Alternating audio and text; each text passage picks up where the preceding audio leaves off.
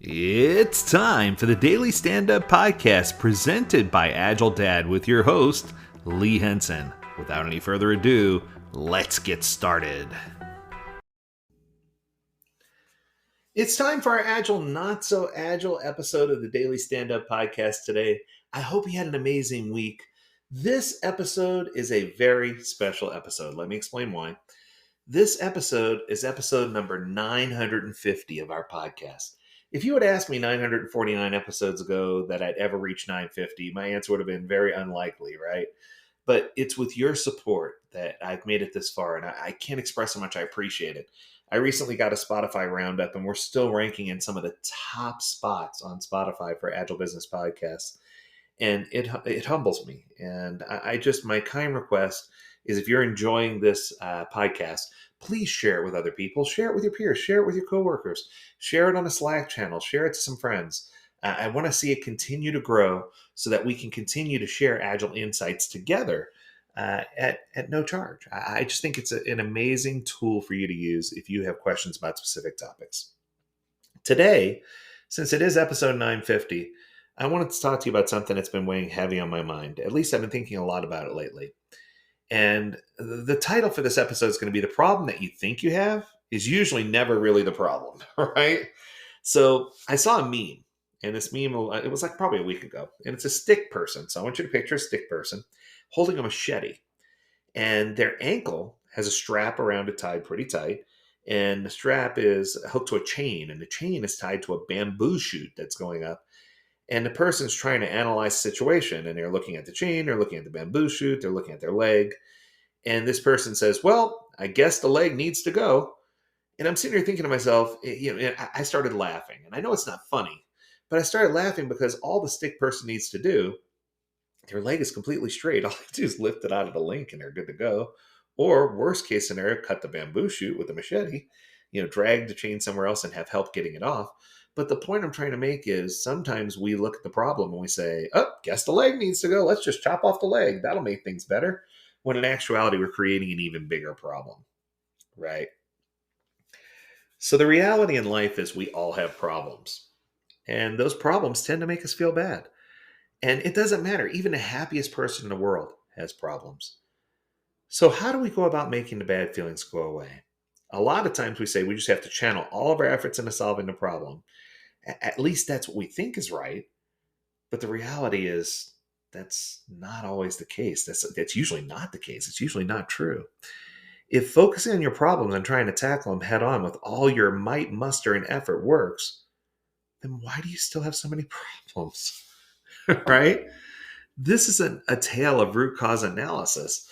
But if the common way of solving problems is so effective, why do we find that in our lives we still suffer from a string of problems? One seamlessly flowing into the next one, like the abacus beads on a. I went there. Yes, I'm old enough to know what an abacus is. Geesh, I can tell that question was coming. Gosh, I feel like Napoleon. Part of the issue is that we consciously, or even sometimes subconsciously, believe that life is effort and struggle. That nothing we do comes without hard work, and that putting your nose to the grindstone and your shoulder to the wheel is the only way you can make anything change. I'm going to say it. I think that that's really sad and depressing. If you have that approach to life, you're working harder and not smarter. I think it's time for us to really consider a different approach to solving problems, a different approach to figuring things out. And let's start with an example. I think this is going to help, right? So let's just say hypothetically, it's the holiday season. Let's hypothetically say that you're struggling with money problems right now. Perhaps you don't even need to imagine it because this is a reality. Yes? I think everyone alive at some point in their life has had this issue. And we all know it doesn't make you feel good. It makes you feel like crap. But all the anxiety, worry, and stress, all these unpleasant side effects, they're all just side effects of the bigger problem of not having money. Now, to solve this issue, we have a natural way that we can solve the issue or an unnatural way we can solve the issue, right? So the first thought that comes to my mind is rob a bank. Not really. But robbing a bank isn't going to solve the problem. It's only going to make it worse. Would it correct the money issue? Yes. But would it correct the problem? No. I think you see where I'm going with this, right? To solve the issue naturally, we do the only thing that we've been taught to do when it comes to solving problems: focus our attention on it and try to figure out a solution. But with that problem solving approach, there are two huge issues. The first one is anxiety, worry, and stress get intensified. There's someone that I work very closely with in my organization, and they really struggle with these things. And this episode, you might say, was coined just for them, right? That anxiety, worry, and stress, it makes you just get deeper and deeper into depression, and it doesn't help you solve the problem. And the second issue is, rarely do we find a satisfying solution. So these two outcomes make sense if we look at what the focus on the problem approach actually does. Lack of money is emotionally associated with anxiety, worry, and stress. The more we focus on it, the bigger the emotions become. The bigger the emotions become, the more we have anxiety, the more we worry, and the more we stress. These negative emotions are felt as a sense of the problem state, right? It's something that we're thinking about because of the problem. We don't like the state that we're in, so we now want to move from the problem state to the solution state. But because the whole system is in a problem state, we can never get to the solution state. So Albert Einstein had a quote. I hope I don't botch this. He said, "We cannot solve our problems with the same thinking we used when we created them." Right? I think that's the quote. I'm pretty sure that's right. So I would adapt this quote a little for this situation and say, we cannot solve our problems in the same state of consciousness we were when we created them. So often, it's not a lack of effective thinking that keeps us from finding a solution to the problem. It's our misdirected attention. Sometimes we need to look at the problem and say, the problem is not a lack of money. The problem is our emotional state. I already hear some hard-worn pragmatist out there calling me a fool and saying that's bear with me for a moment. I hear the pragmatist out there just saying, whoa, that's not it. But try to look at it, take a step back for a minute and look at it from this angle. What is the painful thing about the money problem? It has nothing to do with the number in your bank account. It's the negative emotions. It's dealing with the anxiety, worry, stress, and all those feelings that go along with it. No matter what you think is wrong with the world, the only reason why you interpret anything as a problem is because it made you feel bad. And most of us, in the Western world at least, who claim they have a money problem are not starving. It's usually an issue of not having the lifestyle that other people have. But that's a digression. That's a whole nother story. Imagine for a moment that you would feel absolutely peaceful and blissful about your life no matter what's going on. Would you still feel like you have an urgent problem? And before you say it, yes, you can feel peaceful and blissful even without the things you determine or think that you desperately need. The inverse is also true. If you don't believe me, look around you. Most of us have all kinds of material goods and comforts and still feel anxious, depressed, stressed, angry, and all these things. Try to see this way.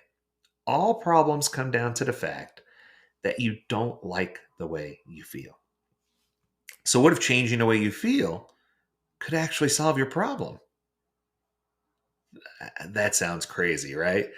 You don't like all the worrying. You don't like all the feeling bad. You don't like trying hard to solve your problems and never being done with them. You don't like being led down this path. So how about instead focusing all your mental capacity on trying to come up with a solution, and wallowing in your negative emotional state, you just stop? What if you take all your attention away from the problem and put it on something that makes you feel good? Ask yourself, how would you feel if the problem was solved? And feel that. Every time you find yourself slipping back into worry, keep coming back to that feeling, whether it's peace, joy, happiness, abundance. You can do it. If you think I'm crazy for suggesting this, take a step back and look at your life. Look at the most pressing problem in your life right now and see how long you've been trying to solve it with the traditional approach. See all the misery and the suffering that you put yourself through by pondering this problem for many fruitless hours. If endless pondering and worrying would be the way, then why haven't you found a solution like 2 years ago, 5 years ago, 10 years ago? Heck, some people spend 16 hours a day worrying. Isn't that just crazy town? Turn this into an experiment. Approach your life another way. Instead of regurgitating your problems, make it a priority to do something to feel good right now. Close your eyes with me. Recognize that right now, in this moment, everything is okay. Nothing is wrong. Nothing needs to be done or changed. Keep coming back to that feeling of peace you can tap into at any moment in your life. This doesn't mean to suppress your emotions. That's what you've probably been doing most of your life already. Feel your painful emotions, allow them to be, but don't spend your time justifying, increasing, and wallowing in them. Don't make them bigger than you are. Don't make them bigger than they are. Worrying is an addiction, so it's hard for you to stop right away. Give yourself 15 minutes a day to actively worry. Carve out 15 minutes and say, I'm going to worry for 15 minutes. But for the rest of the day, no worrying. Not even about your worries. When you feel your moment to moment experience improving, you'll gladly reduce your worry time to 0. Test it out. After all, what's the worst that can happen? You worry about it? Your external situation will be the same, but you'll no longer feel bad about it. And that seems all right to me. Don't misunderstand. I'm not trying to say you should relinquish reason and stop thinking. Personally, I love to think and reason, and that's what drives effective thinking. The problem is not thinking. The problem is the pointless, repetitive thinking that you've been doing for years. It's the kind of thinking that's dictated by every emotional whim that comes along. Effective thinking is done without the distorting influence of emotions. And the reason why so many of us struggle with the same problems our whole lives is because all the thinking we do concerning those problems is fueled by the emotions associated with those problems and is thus part of the problem itself. So let's be rational for a moment. What makes more sense? Spending a lifetime in worry and anxiety, hoping that your problems will eventually disappear so that you can feel good, and if they don't, you'll waste your entire life worrying and never enjoying what you already have? Or feeling as good as you can right now and living your life based on that state? Again, thinking is awesome, but not all thinking is equal. I'm going to say that one more time. Thinking is awesome, but not all thinking is equal. Worrying is a form of thinking that's based on negative what if scenarios and does nothing but destroy our well being and destroy who we are. I think that if you have a problem and you know exactly what action to take to solve it, by all means, go ahead and do it. But if you knew with certainty that that action would resolve the problem, then why do you still have the problem? Here's an unpopular opinion, but I'm going to share it anyway. Action is not the solution. No amount of external action can compensate for internal misalignment. I'm not saying that action can't solve problems because that's how you solve problems. What I mean is, action won't lead you to a worry free existence. Maybe you'll work hard, and despite all your fears and worries, you make a lot of money, but then what? Do you think your mind will cut you some slack now? The answer is hell no. Now you have more time to worry about losing the money that you earned, or how you're going to invest it, or how to protect it from the government and taxes. You've solved one problem and put it neatly aside so you can create and deal with another one. If action was the solution, we would have solved all the problems of the world already. Look around you. People are rushing and struggling all over the place and don't seem to get anywhere. You become exhausted and beat down and burnt out. And you try harder to solve the problem instead of focusing on what the solution could be. Perhaps the solution is to stop the rat race, the craziness for a moment, and ask yourself, what is it that you really want? Do you really want to be happy? Do you really want to try a thought experiment and isolate yourself and figure out what real happiness is? Do you want to align yourself internally and become in control of how you feel? From personal experience, I can confirm that when you approach life this way, a lot of problems take care of themselves in a way that you can't foresee. And if you're still skeptical or angry about what you've heard, let me say one last thing. Whether you believe this will solve your problems or not is irrelevant. This is merely an invitation for you to be happy right now and see what changes in your life. I hope you enjoyed this episode. As always, I encourage you stay happy, stay well, and stay agile. Until next time, do take care.